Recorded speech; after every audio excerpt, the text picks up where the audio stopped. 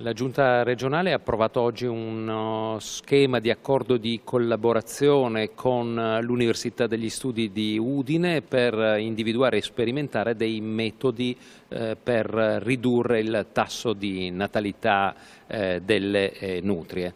Di che si tratta, Assessore Vito? È chiaro che la presenza così massiva, così importante di questo rodittore sul territorio regionale sta portando chiaramente a dei problemi, non soltanto per quanto riguarda proprio il tema dell'habitat, ma soprattutto per quanto riguarda il tema della sicurezza degli argini dei fiumi della nostra regione. Quindi diciamo che la preoccupazione è in particolare sugli aspetti connessi al rischio idrogeologico e alla sicurezza del territorio.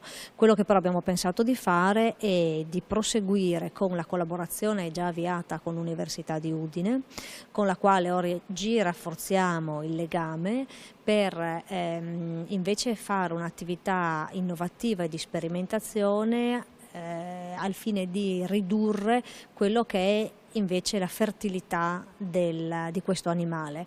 Quindi con un metodo assolutamente molto meno invasivo si sperimenteranno dei mangimi che dovrebbero ridurre la fertilità in particolare delle femmine, proprio per evitare che ci sia questa proliferazione così importante. Quindi il lavoro che l'assessorato all'ambiente sta promuovendo è chiaramente ha un carattere di scientificità e di diciamo di correttezza tecnica importante.